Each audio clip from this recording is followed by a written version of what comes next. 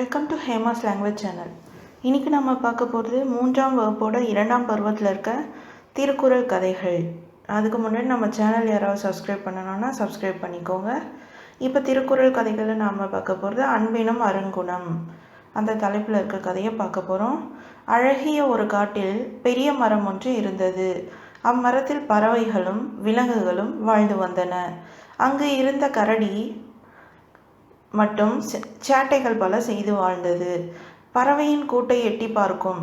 குஞ்சுகள் என்றும் பாராமல், இதோ உங்களை தூக்கி எறிகிறேன் பாருங்கள் என்று கூட்டை பீத்து எறியும். குரங்குகள் வந்தால் தங்கவே இடம் தராமல் துரத்தி விட்டுவிடும். சில சமயங்களில் குட்டி குரங்குகளின் தலையில் குட்டு வைக்கும். அவை தலை வீங்கி அழுவதை பார்த்து சிரிக்கும். இவ்வாறு யாரிடமும் அன்பு காட்டாமல் வெறுப்புடனேயே நடந்து கொள்ளும். அதனால் பறவைகளும் குரங்குகளும் வேறு மரத்திற்கே சென்று விட்டன.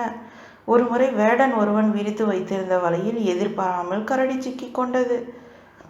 அது காடே அதிரும் வகையில் சத்தமிட்டு அலறியது. வேடன் விரித்த வலையிலிருந்து தன்னை காப்பாற்றும்படி கதறியது. ஆனால் ஒருவரையும் காணும்.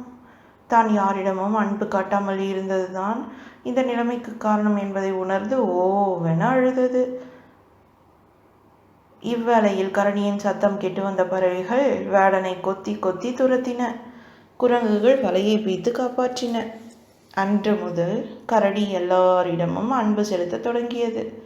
குறள்: என்பிலதனை வெயில் போல காயுமே, அன்பிலதனை அறம். அன்புடைமை.